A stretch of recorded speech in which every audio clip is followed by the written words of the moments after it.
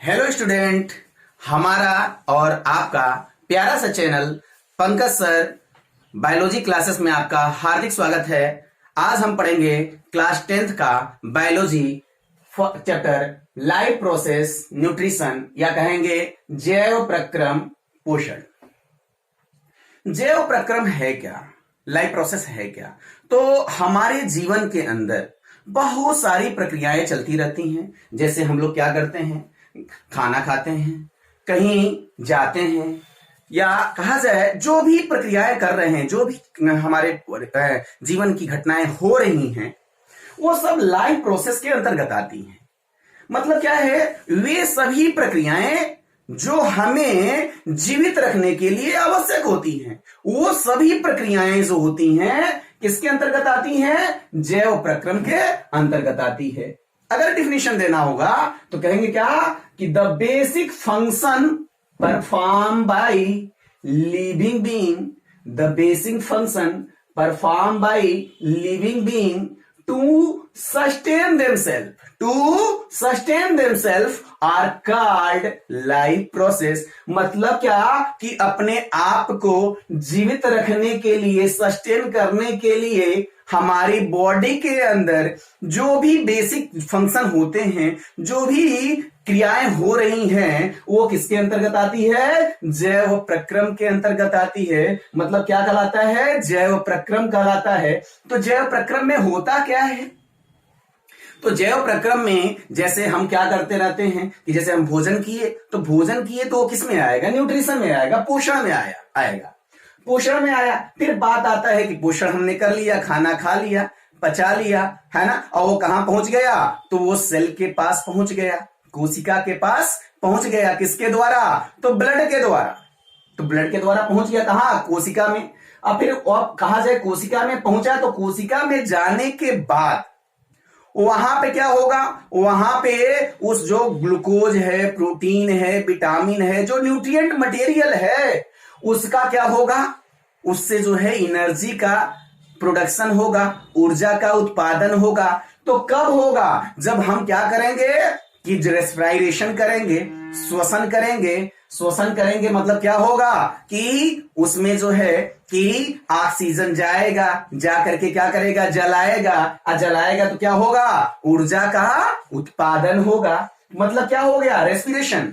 तो न्यूट्रिशन हो गया, रेस्पिरेशन हो गया, उसके बाद क्या आता है? एक्सक्रीशन हो गया। एक्सक्रीशन का मतलब क्या है? उत्सर्जन। जो अपशिष्ट पदार्थ है, जिसका डाइजेशन होना था वो हो गया, जिसका डाइजेशन नहीं हुआ है वो क्या होगा? सुबह सुबह निकाल दिया जाएगा, है ना। तो वो प्रोसेस क्या है? एक्सक्रीशन है।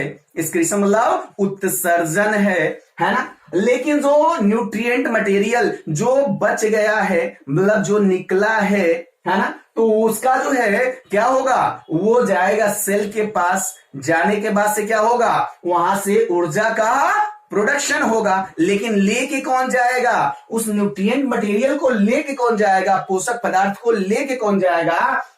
तो ले जाएगा ब्लड लेके जा रहा है। तो बॉडी के अंदर एक और सिस्टम है, उस सिस्टम का नाम है क्या कि सर्कुलेटरी सिस्टम। मतलब क्या है? परिसंचरण तंत्र। वो परिसंचरण तंत्र जो है क्या करेगा कि जो ग्लूकोज है या फूड मटेरियल है उसको सेल तक पहुंचाने का काम कर रहा है। मतलब क्या हो रहा है कि जो न्यूट्रिशन है, रेस्पिरेशन है, एक्सक्रीशन है, सर्कुलेशन है, कहा जाए रिप्रोडक्शन है, ये जितनी भी प्रोसेस हैं सब एक दूसरे से क्या है? कनेक्टेड है, जुड़े हुए हैं। और ये सब जो है मिल करके क्या करते हैं? लाइफ प्रोसेस बनाते हैं। मतलब क्या हो गया कि ये nutrition, respiration, excretion, circulation, reproduction, ये सब किसके अंतर्गत आते हैं? ये सब आते हैं किसके अंतर्गत? तो लाइफ प्रोसेस के अंतर्गत या जैव प्रक्रम के अंतर्गत। तो ये रहा आपका क्या, जैव प्रक्रम। फिर हम बात करते हैं कि हमारी बॉडी के अंदर जितनी भी क्रियाएं चल रही हैं, जितनी भी क्रियाएं चल रही हैं, वो क्या कहलाता है, मेटाबॉलिक रिएक्शन। उस रिएक्शन को क्या कहते हैं, मेटाबॉलिक रिएक्शन। जो बायोकेमिकल रिएक्शन है, बायोकेमिकल रिएक्शन मतलब जैव रासायनिक क्रिया जो होती है हमेशा हमारे बॉडी के अंदर चलती रहती है, और ये चलती रहने वाली जो क्रिया है उसी को कहते हैं उपापचयी क्रियाएं, या कहते हैं मेटाबॉलिक रिएक्शन। क्या कहते हैं, मेटाबॉलिक रिएक्शन। अब मेटाबॉलिक रिएक्शन में हम क्या देखते हैं कि वो भी जो है दो तरह की होती है। कौन कौन, तो या तो उसका फॉर्मेशन होगा, किसी पदार्थ का फॉर्मेशन होगा, और नहीं तो क्या होगा, उसका कहा जाए विघटन होगा। तो दो तरह के हो गई, एक हो गया एनाबोलिक, दूसरा हो गया कैटाबोलिक। एनाबोलिक का मतलब है उपापचयी अभिक्रियाएं, और कहा जाए कैटाबोलिक का अपचयी अभिक्रियाएं। तो उपचयी अभिक्रिया क्या होती है, तो उपचयी अभिक्रियाएं मतलब क्या है कि अगर कहा जाए कि एक तरह से ऐसे कह लिया जाए, वे क्रियाएं जिसमें कहा जाए कि फॉर्मेशन होता है, निर्माण होता है, मतलब कि सरल पदार्थों से जटिल पदार्थों का अगर निर्माण हो रहा है तब क्या कहेंगे, तब उसको कहेंगे क्या, तो उपचयी अभिक्रियाएं। क्या कहेंगे, उपचयी अभिक्रियाएं। कब कहेंगे, जब सरल पदार्थों से जटिल पदार्थों का निर्माण होगा तब क्या कहेंगे कि उपचयी अभिक्रियाएं। और कहा जाए अपचयी अभिक्रियाएं क्या होती हैं, तो अपचयी अभिक्रियाओं में इसको देखेंगे कि वे क्रियाएं जिसमें जटिल पदार्थों से सरल पदार्थों का निर्माण होता है, मतलब विघटन हो रहा है, टूट रहा है, वहां क्या होगा, वहां होगा अपचयी क्रियाएं। क्या होगा, अपचयी क्रियाएं। तो दो तरह का हो रहा है, एक हो रहा है एनाबोलिक, दूसरा कैटाबोलिक। एनाबोलिक में फॉर्मेशन हो रहा है और कैटाबोलिक में ब्रेकडाउन हो रहा है ना। तो एनाबोलिक जो होता है, एनाबोलिक में जो है क्या होगा कि यहां पे जो है कि फॉर्मेशन हो रहा है। इसका एग्जांपल अगर देखना है तो एग्जांपल में क्या होगा, एग्जांपल होगा क्या, फोटोसिंथेसिस। क्या होगा, फोटोसिंथेसिस। तो फोटोसिंथेसिस में क्या होगा, प्रकाश संश्लेषण में क्या होगा, प्रकाश संश्लेषण में भोजन का निर्माण होगा। किसके द्वारा, जैसे कहा जाए कोई पौधा है तो अपना खाना कैसे बनाएगा, तो क्या करेगा, वो वातावरण से जो है कार्बन डाइऑक्साइड लेगा, और जो मृदा है, मिट्टी है, सॉइल है, उससे क्या लेगा, जल लेगा, और लेकर के सनलाइट के प्रेजेंस में क्या करेगा, फूड का फॉर्मेशन करेगा। इस प्रोसेस को क्या बोलेंगे, फोटोसिंथेसिस, या कहेंगे क्या, प्रकाश संश्लेषण। क्या कहेंगे, प्रकाश संश्लेषण कहेंगे। तो प्रकाश संश्लेषण में क्या हो रहा है, फॉर्मेशन हो रहा है। प्रकाश संश्लेषण में क्या हो रहा है, फॉर्मेशन हो रहा है। दूसरा कौन सा आता है, दूसरा आता है कौन, कैटाबोलिक। ये तो रहा कहा है एनाबोलिक। एनाबोलिक में क्या हो रहा है, फॉर्मेशन हो रहा है। इसमें होता है क्या, जैसे कार्बन डाइऑक्साइड है, H2O है, दोनों मिलकर के सनलाइट के प्रेजेंस में और कहा जाए क्लोरोफिल के प्रेजेंस में किसका फॉर्मेशन करता है, तो C6H12O6, है ना। मतलब क्या हो रहा है, 6CO2 प्लस 12H2O, है ना। ये मिलकर के क्या करता है, तो C6H12O6 plus 6H2O plus 6O2 और क्या है प्लस, है ना, 6O2 का क्या करता है, फॉर्मेशन कर रहा है। मतलब क्या हो रहा है, जो सरल पदार्थ है, सरल पदार्थ कौन है, कार्बन डाइऑक्साइड है, वाटर है, इससे किसका फॉर्मेशन कर रहा है, ग्लूकोज का फॉर्मेशन कर रहा है, ग्लूकोज का निर्माण कर रहा है। मतलब कि फोटोसिंथेसिस में क्या हो रहा है, फॉर्मेशन हो रहा है। और दूसरी बात क्या हो गई कि कैटाबोलिक में क्या होगा, जस्ट अपोजिट है, इसी का जस्ट अपोजिट देखिए कैसे है। जैसे हम कह रहे हैं कि ग्लूकोज हमने जो खाया पिया पचाया है, क्या किया है, खाया पिया पचाया है, ग्लूकोज है। उस ग्लूकोज को क्या करते हैं, जब हम रेस्पिरेशन करते हैं, सांस लेते हैं, जब सांस लेते हैं तो वह जाता है, देखो ग्लूकोज खाए हैं, पहुंच गया कहां पे, सेल के पास। अब सेल के पास पहुंचा है, अब इस सेल के अंदर क्या है, ग्लूकोज है। और जब हम रेस्पिरेशन करेंगे, ऑक्सीजन जा रहा है और जाएगा तो क्या करेगा, ब्रेक डाउन करेगा, तोड़ेगा, किसमें, तो 6CO2 जस्ट अपोजिट है देखना, और प्लस 6H2O, और यहां क्या होगा, एनर्जी का प्रोडक्शन होगा। किसका प्रोडक्शन होगा, एनर्जी का प्रोडक्शन होगा, ऊर्जा का उत्पादन होगा। तो देखो ये है रेस्पिरेशन। क्या है ये, रेस्पिरेशन। तो ये रेस्पिरेशन हो गया, मतलब ये श्वसन हो गया, और ये क्या हो गया कि प्रकाश संश्लेषण हो गया। श्वसन हो गया और प्रकाश संश्लेषण। तो श्वसन क्या है, रेस्पिरेशन क्या है, तो रेस्पिरेशन जो है क्या है, तो रेस्पिरेशन कैटाबोलिक रिएक्शन है ना। टूट रहा है इसमें, देखो ग्लूकोज क्या हो रहा है, टूट रहा है, टूट करके कार्बन डाइऑक्साइड बना रहा है, वाटर बना रहा है और एनर्जी बना रहा है, मतलब एनर्जी दे रहा है। जैसे ऐसे समझ लीजिए कि जब जाड़े का मौसम आता है तो है ना, क्या होता है, लकड़ी होता है, लकड़ी को क्या करते हैं आप जलाते हैं, जलाने के बाद से क्या करते हैं, जलाते कैसे हैं, ऑक्सीजन की मदद से। तो लकड़ी को क्या समझो, लकड़ी को ऐसे समझ लो ये ग्लूकोज है, और जब हम जलाते हैं ऑक्सीजन के हेल्प से जलाते हैं तो क्या होता है, धुआं निकलता है, पानी निकलता है, और क्या होता है कि बैठकर तापते हैं बैठ करके, तो क्या मिलता है, आंच मिल जाता है। मतलब क्या हो रहा है, हीट एनर्जी, मतलब क्या हो गई, हीट एनर्जी। यहां क्या हो रहा है, ब्रेक डाउन हो रहा है, ग्लूकोज को हम क्या कर रहे हैं, ब्रेक कर रहे हैं। तो क्या मिल रहा है, कार्बन डाइऑक्साइड मिल रहा है, वाटर मिल रहा है, धुआं है, पानी है, और क्या है, ऊर्जा है। ये है क्या, श्वसन। तो इसमें क्या हो रहा है, ब्रेक डाउन हो रहा है। तो ये जो हो गया ये अपचयी क्रिया हो गया, कैटाबोलिक हो गया, मतलब ब्रेक डाउन हो रहा है। और कहा जाए एनाबोलिक में क्या हो रहा है, फोटोसिंथेसिस देखिएगा, प्रकाश संश्लेषण देखिएगा। इसमें क्या हो रहा है कि कार्बन डाइऑक्साइड और वाटर, देखो कार्बन डाइऑक्साइड और वाटर ये दोनों मिल रहे हैं, और कहा जाए सूर्य के प्रकाश की उपस्थिति में, क्लोरोफिल की उपस्थिति में क्या हो रहा है, भोजन का निर्माण हो रहा है, ग्लूकोज का निर्माण हो रहा है ना, और साथ में क्या निकल रहा है, ऑक्सीजन निकल रहा है ना। तो ये क्या है, ये जो है कि प्रकाश संश्लेषण, फोटोसिंथेसिस। तो फोटोसिंथेसिस में क्या हो रहा है, फॉर्मेशन हो रहा है, फोटोसिंथेसिस में क्या हो रहा है, फॉर्मेशन हो रहा है। और कहा जाए रेस्पिरेशन में क्या हो रहा है, ब्रेक डाउन हो रहा है। तो ये दो प्रोसेस रहा मेटाबॉलिक प्रोसेस, किसमें, तो कहा जाए हमारे बॉडी के अंदर जो भी प्रक्रियाएं चल रही हैं उसमें दो तरह के प्रोसेस हो गए, एक हो गया उपचयी, दूसरा हो गया अपचयी। फिर आगे चलते हैं कि अब बात करते हैं किसकी, तो कहा जाए ये तो रहा लाइफ प्रोसेस के बारे में। तो लाइफ प्रोसेस में बहुत सारी प्रक्रिया है, जैसे न्यूट्रिशन है, रेस्पिरेशन है, एक्सक्रीशन है। तो एक एक को लेके हम चलेंगे।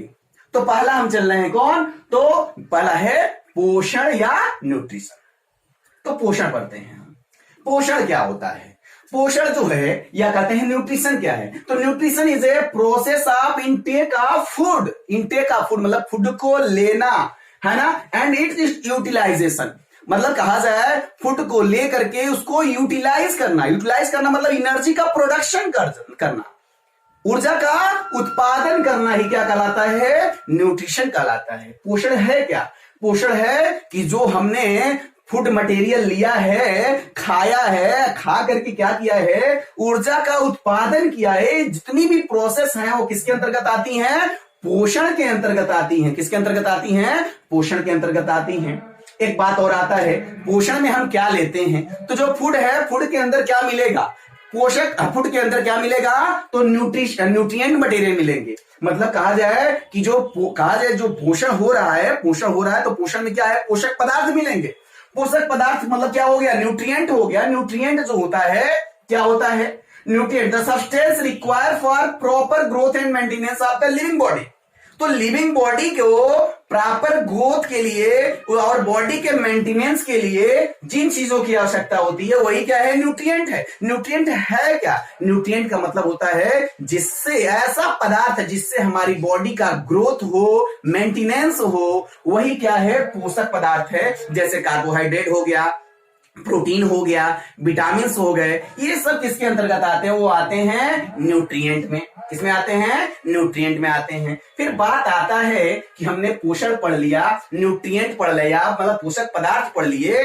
फिर बात करते हैं कि आखिर में पोषक पदार्थों की आवश्यकता क्यों पड़ जाती है हमें। आखिर में पोषक पदार्थों की आवश्यकता क्यों पड़ रही है? तो पोषक पदार्थों की आवश्यकता इसलिए पड़ रही है कि हमें जीवित रहना है। तो जीवित रहना है तो हमें क्या चाहिए? ऊर्जा चाहिए। और ऊर्जा कहां से मिलेगा? जब हम भोजन लेंगे, फूड लेंगे, तभी तो ऊर्जा मिलेगा। मतलब अगर हम पोषण नहीं करेंगे तो ऊर्जा मिलेगा नहीं। मतलब क्या है कि ऊर्जा की आपूर्ति के लिए, सप्लाई ऑफ एनर्जी के लिए क्या जरूरी है? न्यूट्रिशन, है ना? कहा जाए भोजन जरूरी है, पोषण जरूरी है। तो सप्लाई ऑफ एनर्जी कहिए तो सप्लाई ऑफ एनर्जी मतलब ऊर्जा की आपूर्ति। तो दूसरा आता है growth of the body. Body के ग्रोथ के लिए भी क्या जरूरी है? बॉडी के ग्रोथ के लिए, शरीर की वृद्धि के लिए क्या जरूरी है? न्यूट्रिशन जरूरी है। हमने बताया ऊर्जा की आपूर्ति के लिए, दूसरा किसके लिए? बॉडी के ग्रोथ के लिए। तीसरी जो आता है कि repair of damage body part, मतलब बॉडी को अगर कहा जाए बॉडी के जो डैमेज पार्ट हैं, जिसे कहा जाए बॉडी के अंदर कोई टूट फूट हो जाती है, तो टूटे फूटे भागों की मरम्मत करने की जिम्मेदारी किसकी होती है? तो फूड की होती है, क्योंकि फूड में प्रोटीन पाया जाता है और भी बहुत सारे पोषक कहा जाए पदार्थ पाए जाते हैं। तो प्रोटीन क्या करता है? प्रोटीन हमारी बॉडी की जो टूटे फूटे भाग हैं उसकी मरम्मत करता है। प्रोटीन जो होता है टूटे फूटे भाग की मरम्मत करता है, इसलिए कहते हैं कि repair of damage body part के लिए भी क्या है? न्यूट्रिशन जरूरी है। फिर बात आता है प्रोटेक्शन फ्रॉम डिजीज। डिजीज से प्रोटेक्शन मतलब रोगों से कहा जाए प्रोटेक्शन के लिए, रोगों से कहा जाए लड़ने के लिए, रोगों से सुरक्षा के लिए क्या जरूरी है? भोजन जरूरी है। अगर आप न्यूट्रिएंट पोषक पदार्थ नहीं लेंगे तो आपके बॉडी के अंदर जो है बीमारियों से लड़ने की क्षमता क्या हो जाएगी? कमजोर हो जाएगी। कमजोर हो जाएगी तो आप जो है आपको बहुत सारी बीमारियां हो सकती हैं, है ना? तो इसलिए क्या है? पोषण जरूरी है। जैसे कहा जाए मेल न्यूट्रिशन होता है ना? तो मेल न्यूट्रिशन में क्या हो जाता है कि बच्चे को भोजन नहीं मिलता है। भोजन जहां गरीब एरिया है, जहां पे बहुत ही, है ना, गरीबी ज्यादा है, वहां भोजन नहीं मिल पाता, भोजन नहीं मिल पाता है, जिसके कारण जो है वो जो चाइल्ड है, बच्चा है, वो कहा जाए लीन एंड थीन हो जाता है ना? मतलब कहा जाए कि दुबला पतला हो जाता है और कहा जाए बहुत सारे डिजीज हो जाते हैं, जैसे मेरेस्मस है, क्वासिरकोर है। ये सब न्यूट्रिशन से संबंधित जो है बीमारियां होती हैं और वो किससे होता है? तो भोजन की कमी से होता है। तो कहा जाए कि बॉडी को बीमारियों से लड़ने के लिए भी क्या है? पोषक पदार्थों की जरूरत होती है। मतलब कि पोषण है, पोषण की अगर पूछा जाए कि पोषण की आवश्यकता क्यों हो रही है, तो पहली बात होगी ऊर्जा की सप्लाई के लिए, ऊर्जा की आपूर्ति के लिए, एनर्जी के कहा जाए सप्लाई के लिए। दूसरी जो बात आती है क्या होता है कि शरीर की वृद्धि के लिए, तीसरा जो होता है कि जो बॉडी के अंदर टूटे फूटे भाग हैं उसके रिपेयर के लिए जो है जरूरी होता है। और चौथा क्या होता है कि जो डिजीज हैं, बीमारियां हैं, बीमारियों से लड़ने के लिए हमें किसकी जरूरत होती है? तो पोषण की आवश्यकता होती है। अब बात आता है कि पोषण के कितने प्रकार के होते हैं। पोषण जो है दो प्रकार का होता है। एक जो होता है कि ऑटोट्रोपिक और दूसरा होता है हेटरोट्रोपिक। मतलब क्या है कि स्वपोषी और परपोषी। कितने तरह का है? दो तरह का है। तो स्वपोषी पोषण क्या होता है इसको जानते हैं, या स्वपोषी होता क्या है इसको जान लेते हैं। देखिएगा कि वे जीव जो अपना भोजन स्वयं बनाते हैं, मतलब ऐसे ऑर्गेनिज्म जो अपना फूड का फॉर्मेशन इटसेल्फ करते हैं। Those organisms which produce our food itself are called autotrophic organism। मतलब क्या है कि ऐसे ऑर्गेनिज्म, ऐसे जीव जो अपने भोजन का निर्माण स्वयं करता हो, वो कहलाता है क्या? स्वपोषी। और इस प्रकार का जो न्यूट्रिशन है, पोषण है, वो कहलाता है स्वपोषी पोषण, या कहते हैं ऑटोट्रोपिक न्यूट्रिशन। और इसमें कौन आता है? इसमें आता है कि जितने भी प्लांट हैं, ग्रीन प्लांट है, हरे पौधे हैं, वो सब क्या करते हैं? ऑटोट्रोपिक न्यूट्रिशन करते हैं। मतलब क्या है कि स्वपोषी पोषण करते हैं। दूसरा बात आता है कौन? Heterotrophic nutrition. मतलब क्या है? परपोषी। ऐसे जीव जो अपने भोजन का निर्माण सेल्फ नहीं कर सकते, अपने आप नहीं कर सकते, वो भोजन के लिए किसी अन्य कहा जाए जीवों पे क्या होते हैं कि डिपेंड होते हैं, आश्रित होते हैं। उसे क्या कहेंगे?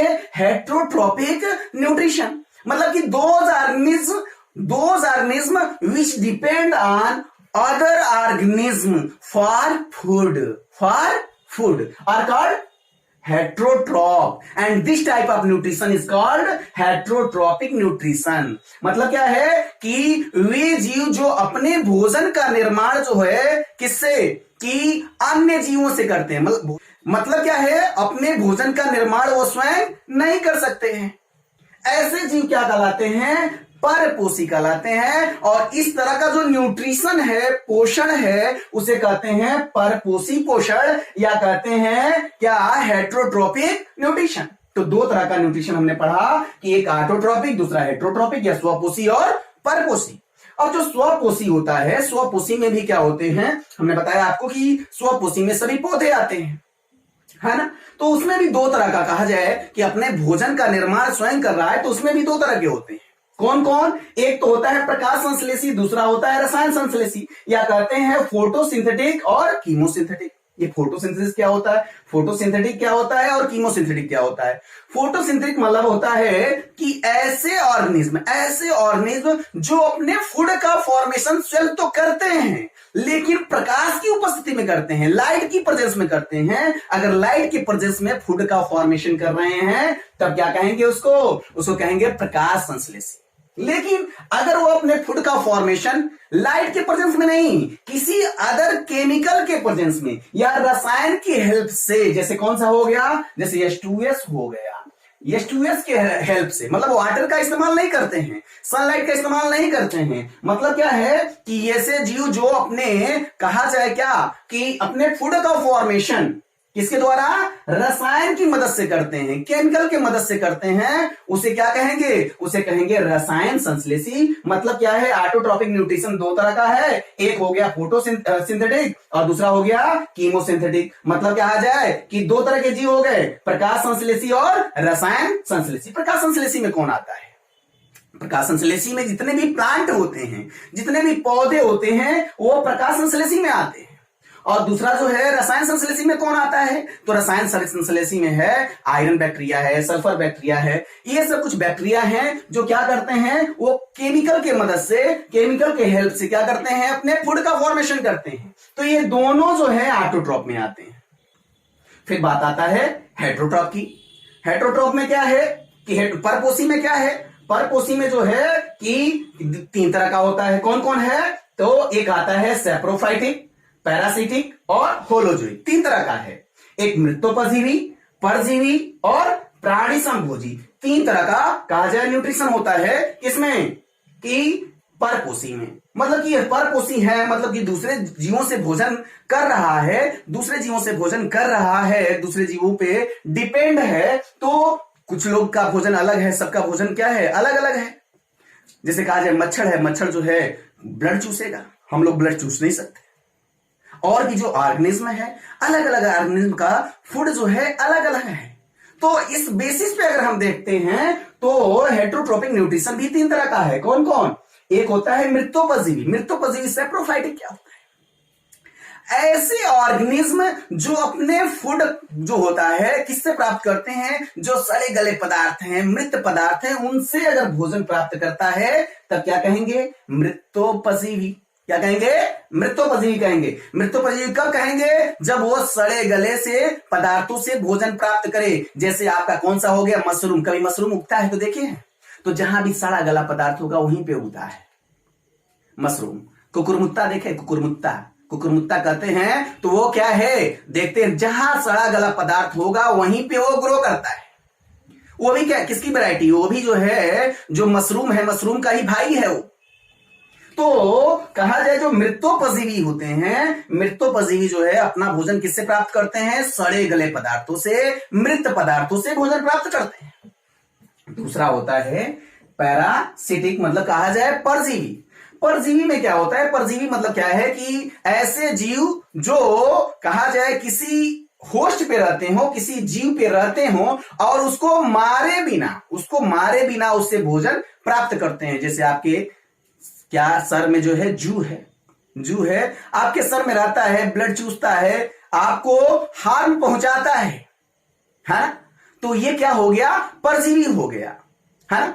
फीता कृमि है, या कहा जाए जू हो गया, खटमल हो गया, ये सब जितने भी हैं ये परजीवी हैं। परजीवी का मतलब है ऐसे जीव जो दूसरे जीवों पे आश्रित हो और वहीं से भोजन प्राप्त करते हो और उसको हार्म भी पहुंचाते हो, मतलब नुकसान भी पहुंचाते हैं और उसको मारते भी नहीं है।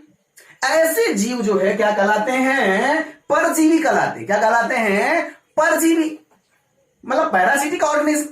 फिर बात आता है होलोजोइक की। होलोजोइक मतलब क्या होता है कि ऐसे जीव जो कहा जाए जो भोजन है ना, वो कहा जाए क्या करते हैं, ठोस रूप में हो, सॉलिड के फॉर्म में हो या तरल के फॉर्म में हो, वो पूरा की पूरा जो है क्या करते हैं, एब्जॉर्ब कर लेते हैं। मतलब कि जो जटिल पदार्थ है, जटिल पदार्थ को सरल पदार्थ में बदलते हैं।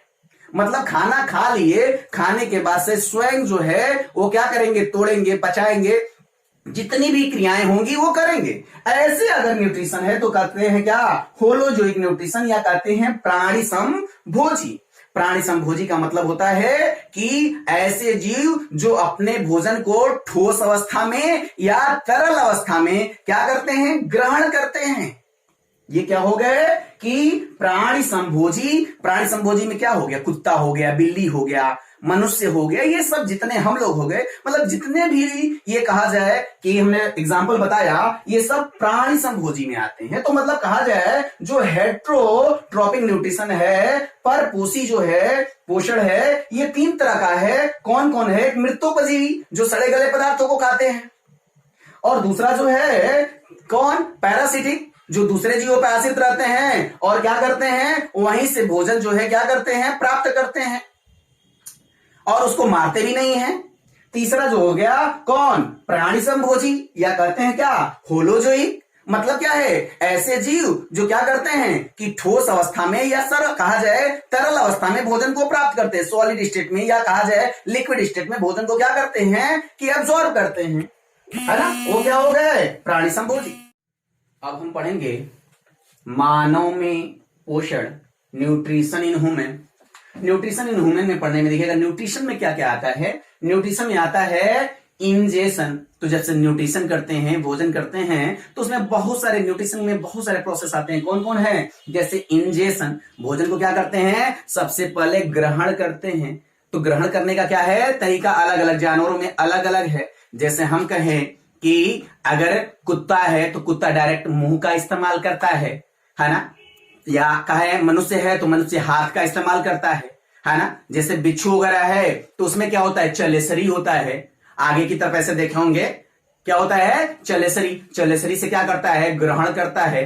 तो अलग अलग जीवों में ग्रहण की, अंतर ग्रहण की जो कहा जाए प्रक्रिया है अलग अलग है। मतलब कि अंतर ग्रहण जो है, इंजेशन है, इंजेशन जो है अलग अलग जीवों में अलग अलग तरह से हो रहा है। तो पहला प्रोसेस क्या रहा कि इंजेशन, अंतर्ग्रहण। जब अंतर्ग्रहण करते हैं तो मुंह में लेकर के, है ना, जो भोज्य पदार्थ है, फूड मटेरियल है, उसको क्या करते हैं, छोटे छोटे टुकड़ों में तोड़ते हैं। जब छोटे छोटे टुकड़ों में तोड़ते हैं, तोड़ने के बाद क्या करते हैं कि उसमें लार मिक्स करते हैं। क्या करते हैं, लार मिक्स करते हैं। और लार मिक्स करने के बाद क्या करते हैं, निगल जाते हैं। क्या करते हैं, निगलते हैं। निगलते हैं तो पहले कहा जाता है ग्रसनी में। कहा, ग्रसनी में, फेरिंग्स में। फेरिंग्स कहा जाता है इसोफेगस, ग्रास नली। ग्रास नली से कहा जाएगा तो अमाशय। अमाशय मतलब क्या हो गया कि पेट आपका, या कहें स्टमक में, स्टमक से इंटेस्टाइन में। मतलब क्या है कि ये जो जा रहा है, ये ट्रैक से भोजन जा रहा है। इसमें क्या है कि सबसे पहले भोजन कहाँ गया, मुंह में गया, छोटे छोटे टुकड़ों में तोड़े। तोड़ने के बाद क्या किए, अंतर्ग्रहण किए। ये पहला प्रोसेस रहा। तो न्यूट्रिशन का पहला प्रोसेस क्या रहा कि अंतर्ग्रहण। फिर उसके बाद क्या देखे कि उसका हम क्या करते हैं, डाइजेशन करते हैं। जो अंतर्ग्रहण किए हैं, अंतर्ग्रहण करने के बाद क्या करते हैं, उसका डाइजेशन करते हैं। डाइजेशन मतलब पाचन करते हैं। पाचन क्या है, तो पाचन है कि जो भोज्य पदार्थ है, भोज्य पदार्थों को, या कहे कि जटिल पदार्थों को सरल पदार्थों में बदलना। जो जटिल पदार्थ है, जटिल पदार्थों को सरल पदार्थों में बदलना ही क्या कहलाता है, पाचन कहलाता है। क्या कहलाता है, पाचन कहलाता है। मतलब जो आपको फूड दे दिया जाए, सेव दे दिया जाए, तो सेव एक ही बार नहीं पचा जाएंगे, उसको छोटे छोटे टुकड़ों में तोड़ेंगे, तोड़ करके क्या करेंगे, उसको निगलने योग्य बनाएंगे। मतलब क्या है, अगर सही से पाचन समझना है तो इसे समझ लो कि मान लो कि गए गन्ना का जूस लेने के लिए, गन्ना का जूस लेने गए तो कहे भैया कि हमको गन्ना का जूस दे दो, तो क्या करेगा वो, तो पहले क्या करेगा, उसकी पेराई करेगा, पेराई करेगा तो जूस निकल जाएगा, जूस निकल गया, क्या हो गया, डाइजेशन हो गया, और जो खोइया बच गया, खोइया सुबह सुबह निकाल देते हैं आप। मतलब क्या है कि डाइजेशन क्या है, पाचन क्या है, पाचन जो है कि जटिल पदार्थों को सरल पदार्थों में बदलना ही क्या कहलाता है, पाचन। तो अंतर्ग्रहण किए, अंतर्ग्रहण करने के बाद से पाचन करते हैं, पाचन करने के बाद से जो पचा हुआ पदार्थ है, जो डाइजेस्टिव जूस निकला हुआ है, वो जूस जो है क्या होगा, एब्जॉर्ब होगा और शोषित होगा। कहां पे, तो छोटी आंत में, है ना, तो उसका अवशोषण होगा। अवशोषण होने के बाद से क्या होगा कि अवशोषण हो गया है, अगर अवशोषण हो गया तो कहां भेजा जाएगा, तो बॉडी के एक एक सेल तक भेजा जाएगा, एक एक कोशिका तक भेजा जाएगा। एक एक कोशिका तक भेजा जाना क्या कहलाता है, स्वांगीकरण। क्या कहलाता है, स्वांगीकरण। स्वांगीकरण हो गया तो स्वांगीकरण के बाद से अब क्या होगा, यहां एनर्जी का प्रोडक्शन वगैरह होगा। फिर जो है, जो कहा जाए कि जो बच गया है, जिसका डाइजेशन नहीं हुआ, जैसे खोइया, वो सुबह सुबह क्या कर देते थे, निकाल देते थे। ऐसे ही क्या करेंगे कि जो अपशिष्ट पदार्थ है, बेकार पदार्थ है, जिसका डाइजेशन नहीं हुआ है, उसको क्या करेंगे, उसको बाहर निकाल देंगे सुबह सुबह। मतलब क्या है कि जो न्यूट्रिशन है, न्यूट्रिशन ने क्या हुआ, सबसे पहले हमने क्या किया, अंतर्ग्रहण किए। क्या किए, अंतर्ग्रहण किए। अंतर्ग्रहण करने के बाद उसका क्या किए, पाचन किए। आप पाचन करने के बाद से जब पाचक जूस निकल गया, उस पाचक जूस को क्या किए, अवशोषित कर लिए, खींच लिए। खींच करके कहां भेज दिए, तो बॉडी के सेल तक। तो जो खींचना मतलब कि जो जूस निकला है, उस जूस को एब्जॉर्ब करना, अवशोषित करना, ये क्या है, अवशोषण है। अवशोषण कहां होगा, तो अवशोषण होगा छोटी आंत में, है ना। अभी पढ़ेंगे तो देखिएगा कि अवशोषण होगा। अवशोषण के बाद क्या होगा, एसिमिलेशन। जो अवशोषित हुआ है उसको कहां भेजा जाएगा, उसको भेजा जाएगा कहां पे, तो बॉडी के एक एक सेल में, एक एक सेल के पास पहुंचाया जाएगा, है ना। तो फिर उसके बाद से जो अपशिष्ट पदार्थ है, जो इसका पाचन नहीं हुआ है, जैसे खोइया था, है ना, उसको क्या कर देते हैं, सुबह सुबह निकाल देते हैं। मतलब क्या हो गया, इजेशन। इजेशन का मतलब होता है बहिक्षेपण। सुबह सुबह क्या कर देना, त्याग देना। ये क्या है कि प्रोसेस हो गया किसका, न्यूट्रिशन का। तो अब हम थोड़ा सा जान लेते हैं कि ट्रैक क्या होता है, किधर किधर से वो जाता है भोजन। जब हम भोजन करते हैं तो वह रास्ता कौन कौन सी है, वो नलियां कौन कौन सी है, जिस नली से होता हुआ भोजन जाता है। जिस नली से भोजन होकर जाता है, आहार जाता है, उसको कहते हैं आहार नाल। क्या कहते हैं, आहार नाल, या कहते हैं क्या, एलिमेंट्री कैनाल। हिंदी में क्या कहते हैं, आहार नाल। क्या कहते हैं, आहार नाल। आहार नाल कहां से कहां तक होता है, तो ये माउथ से लेकर एनस तक। मतलब क्या है कि मुंह से लेकर के गुदा द्वार, कहां तक, गुदा द्वार। तो मुंह से लेकर के गुदा द्वार तक क्या है कि जहां से खाए, जहां से निकाल दिए, वही क्या है, आहार नाल है, एलिमेंट्री कैनाल। और इसकी लंबाई कितनी होती है, तो इसकी लंबाई होती है 9 मीटर। कितनी होती है, 9 मीटर। कुछ बुक में क्या दिया हुआ है, 8 to 10 मीटर। तो जनरली जो होता है क्या होता है, लगभग 9 मीटर के आसपास होता है। किसका, एलिमेंट्री कैनाल का, आहार नाल का। तो आहार नाल जो है कहां से कहां तक आता है, तो मुंह से लेकर के गुदा द्वार तक, मतलब जहां से निकाल देते हैं। लेकिन अब रास्ता देखते हैं कि बीच में कौन कौन रास्ता पड़ता है, उस रास्ते को जान लेते हैं। तो देखिए, आप जो है भोजन जब करते हैं, भोजन करते हैं, तो भोजन करने के बाद से भोजन जो है सबसे पहले कहा क्या करते हैं, अंतर्ग्रहण करते हैं, मुंह में लेते हैं। मुंह में लेने के बाद से क्या करते हैं, छोटे छोटे टुकड़ों में तोड़ते हैं। तोड़ने के बाद क्या करते हैं, लार मिक्स करते हैं। लार मिक्स करने के बाद क्या करते हैं, तो निगलते हैं। कहाँ निगलते हैं? तो निगलते हैं कहाँ? तो ग्रसनी में। ग्रसनी में देखेंगे कि वो कॉमन ओपनिंग होता है, दो ऐसे नलियां हैं, एक है आगे वाला है, ये पीछे वाला है। ये कौन वाला है? ये जो है हवा वाला है, और ये पिछवा वाला कौन सा है? तो पिछवा वाला जो है ये भोजन वाला है। दोनों नलियां एक दूसरे से ऐसे ही रखी हुई हैं। तो ये आगवा वाला क्या है? आगवा वाला हवा वाला है, सांस लेते हैं। नहीं कहते हैं कि तुम्हारा टिटुआ दबा देंगे। मतलब क्या है कि जो श्वास नली है, श्वास नली उसी के पास क्या है? टिटुआ है। मतलब क्या है? ये वायु नली है, हवा वाली नली है। आगे की तरफ हवा वाली नली है, पीछे क्या है? भोजन वाली नली है। दोनों एक दूसरे के पास हैं, ऐसे ही रखे हुए हैं। ये क्या हो गया? ये है फेरिंग्स, या कहते हैं ग्रसनी। अब ग्रसनी के बाद भोजन जो होता है कहां जाता है? तो आगे ट्रैक में, इसमें ग्रास नली में। कहा? ग्रास नली में। तो ग्रास नली देखो ऐसे सीधे नहीं गया है, ऐसे यहां से तिरछा है, तिरछा ऐसे गया है। कहां गया है? कहां गया है? तो ये आमाशय में है ना। तो देखो ग्रास नली जो होता है, ग्रसनी के बाद ग्रास नली, ग्रास नली कहां गया है? आमाशय में गया है। आमाशय किधर है? Left side. कहां है? लेफ्ट साइड, बाएं तरफ है ना। तो अब ये मत कहना कि ये हमारा क्या है? स्टमक है, पेट है ना। तो ये कहा जाए स्टमक नहीं है, ये एब्डोमेन है, उदर है, इसको उदर कहते हैं, इसको स्टमक नहीं कहते। स्टमक किधर है? लेफ्ट साइड में है। राइट साइड में क्या है? तो राइट साइड में लीवर है, यकृत है। यकृत या लीवर कहां है? राइट साइड में। दोनों एक दूसरे के अपोजिट हैं। कौन? स्टमक और लीवर। तो स्टमक किस साइड में है? पेट किधर है? बाएं साइड में। और दाएं साइड में कौन सा है? तो दाएं साइड में लीवर है। तो दोनों एक दूसरे के अपोजिट हैं। उसके बाद से जो भोजन है देखो, तो कहा गया माउथ से pharynx, pharynx to oesophagus, oesophagus to stomach आ गया। कहां आ गया? स्टमक। अमाशय में आ गया भोजन। अमाशय से कहां जाएगा? आंत में जाएगा। कहां जाएगा? आंत में जाएगा, है ना। अब आंत भी कितना है? आंत दो होता है। कौन कौन होता है? एक छोटी आंत, एक बड़ी आंत। कौन कौन? एक छोटी आंत, एक बड़ी आंत, है ना। लेकिन अगर आंत की लंबाई आपसे पूछी जाए तो आंत की लंबाई होती है कितनी? तो वो होती है 8 मीटर। कितना होता है? 8 मीटर का है।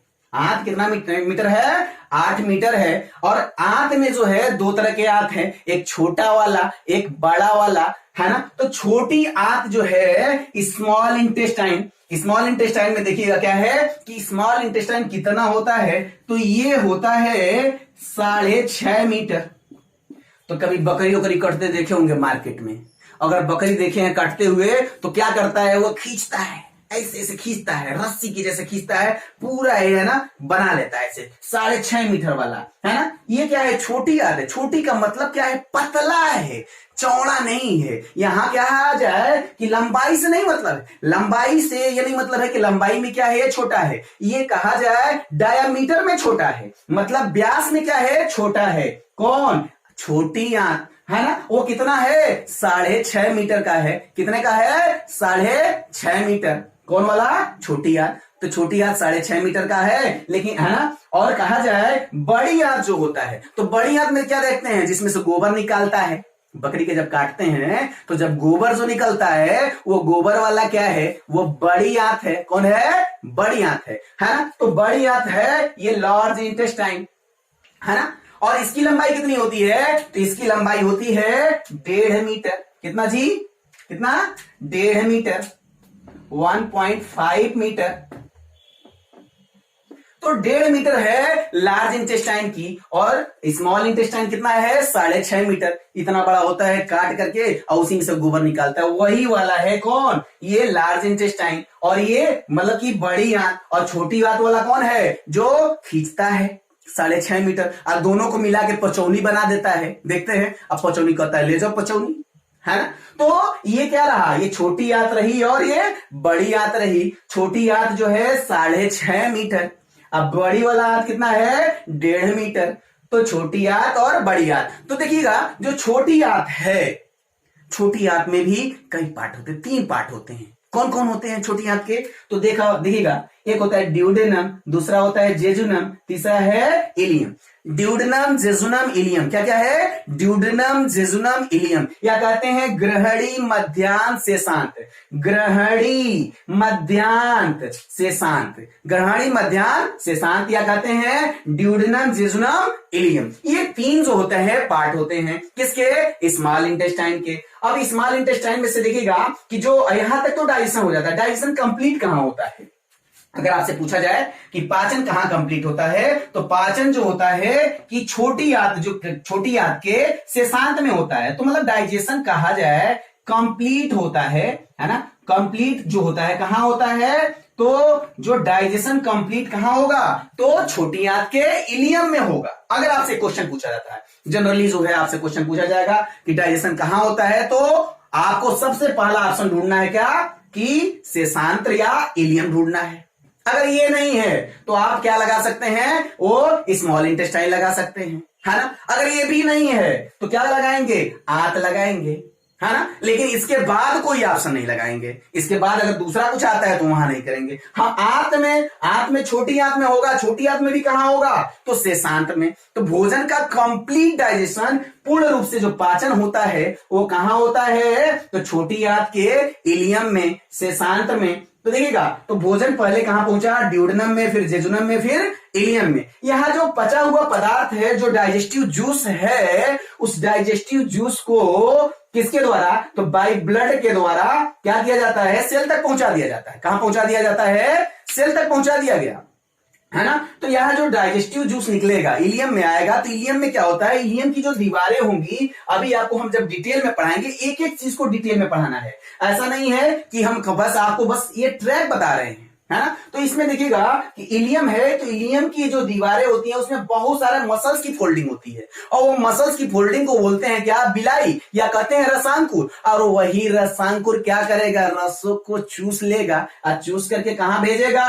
तो वो बाई ब्लड से जो है सेल के पास पहुंचाएगा। कहां पहुंचाएगा? सेल के पास, है ना? अब उसके बाद से जो भोजन जो है, जिसका डाइजेशन नहीं हुआ है, जिसका पाचन नहीं हुआ है, वो अनडाइजेस्टेड फूड है, यह अपचित पदार्थ है, वो कहां जाएगा? वो लार्ज इंटेस्टाइन में डाल दिया जाता है। कौन सा? लार्ज इंटेस्टाइन, बड़ी आंत। देखो, बड़ी आंत यहां से शुरू होता है, दाहिने तरफ से यहां से शुरू होगा, और ये किनारे किनारे आकर के यहां से नीचे जाता है। बीच में क्या होता है? बीच में छोटी आंत होती है, और किनारे किनारे से ऐसे जो है राउंडिंग में क्या होता है कि ये जो होता है बड़ी आंत होता है। जब हम डिटेल में पढ़ाएंगे आपको, तो डायग्राम भी बनाएंगे, वहां दिखाएंगे आपको, है ना? तो देखिएगा, जो लार्ज इंटेस्टाइन है, तो लार्ज इंटेस्टाइन के भी 3 पार्ट होते हैं। कौन कौन है? तो कहा जाए सीकम है, कोलन है, रेक्टम है। कौन कौन है? Caecum, colon, rectum. कौन कौन है? Caecum, colon, rectum. या कहते हैं उंडुक, कोलन, मलाशय। क्या कहते हैं? उंडुक, कोलन, मलाशय। तो पहले भोजन कहा जाएगा, छोटा सा पार्ट होता है यहां पे, उसको कहते हैं उंडुक कहते हैं, या कहते हैं कि सीकम बोलते हैं। उसके बाद से जो कोलन, कोलन जो होता है सबसे बड़ा पार्ट है। बड़ी आंत का सबसे बड़ा पार्ट कौन सा है? कोलन होता है। तो पहले ascending colon, transverse colon, descending colon, sigmoid colon, ये आगे हम पढ़ाएंगे तो उसमें पूरा डायग्राम बना करके लिखेंगे। तो ये क्या हो गया? कोलन हो गया। कोलन के बाद से क्या आता है कि रेक्टम आता है। कौन आता है? रेक्टम, मलाशय, जहां पे मल इकट्ठा होता है, जहां पे अपशिष्ट पदार्थ क्या होता है? इकट्ठा होता है। ऐसा कमरा जिसमें कहा जाए क्या होगा कि अपशिष्ट पदार्थ क्या होगा? उसी में जमा होता रहेगा, गोदाम बनता रहेगा, है ना? वो कौन हो गया? रेक्टम हो गया, या मलाशय। नाम से ही कंफर्म है, मलाशय, मल को इकट्ठा करने वाला जगह, है ना? और मल यहां इकट्ठा हो गया, उसके बाद से क्या होगा? उसके बाद से कि सुबह सुबह क्या हो जाएगा? By anus. एनस मतलब गुदा द्वार के द्वारा। किसके द्वारा? तो गुदा द्वार से क्या हो जाएगा? आउट हो जाएगा, सुबह सुबह निकल जाएगा, है ना? तो ये ट्रैक रहा कि हमने भोजन देखा कि भोजन कहां से कहां जा रहा है। तो भोजन जो है पहले मुंह में गया, मुंह से कहां तक आया कि बाई एनस जो है ना, क्या हो गया? आउट हो गया। तो ये जो ट्रैक हमने बताया कि भोजन जो है मुंह में गया, मुंह से कहां गया कि है ना, माउथ से कहां गया, फेरिंग्स, फेरिंग्स टू इसोफेगस, ग्रास नली, ग्रास नली से कहां गया, अमाशय, अमाशय किधर है, लेफ्ट साइड है ना, और उसके बाद से कहां जाता है, आंत में, आंत में भी कितने दांत होते हैं, 2 आंत होते हैं। आंत की लंबाई कितनी होती है, आंत की लंबाई होती है 8 मीटर, और आंत में जो है 2 आंत है, कौन, small intestine, large intestine, small intestine 6.5 metre, large intestine कितनी, तो 1.5 मीटर, और इसमें भी हमने दिखाया कि 3, कौन, स्मॉल इंटेस्टाइन में ड्यूडनम है, जेजुनम है, इलियम है ना, ये 3 रहा, 3 पार्ट रहा। यहां से जो है का इलियम में जो है कंप्लीट डाइजेशन होगा, और उसके बाद से क्या होगा कि जो अनडाइजेस्टेड मटेरियल रहेगा उसको कहां भेज देंगे, लार्ज इंटेस्टाइन में। लार्ज इंटेस्टाइन में हमने क्या देखा, सीकम देखा, कोलन देखा, रेक्टम देखा, उंडुक, कोलन, मलाशय, और मलाशय में से कहा जाए जो मल होगा या अवशिष्ट पदार्थ होगा वो किसके द्वारा, तो गुदा द्वार के द्वारा क्या हो जाएगा, आउट हो जाएगा। ये सब हमने कहा जाए थोड़ा सा ट्रैक देखा, रास्ता देखा, लेकिन आगे जो है हमको जो पढ़ना है कि एक एक चीज को, जब माउथ पढ़ेंगे तो माउथ में क्या क्या है ना, उस सबको डिटेल में वहीं पे डायग्राम बनाएंगे, आपको सब टोटली जो है आपको वहीं पे डिस्क्राइब करेंगे। तो माउथ है, फेरिंग्स है, एक एक पार्ट को लेके चलना है। लेकिन ये जितना भी लेक्चर है ये नेक्स्ट अगले लेक्चर में हम इसको पूरा कवर करेंगे।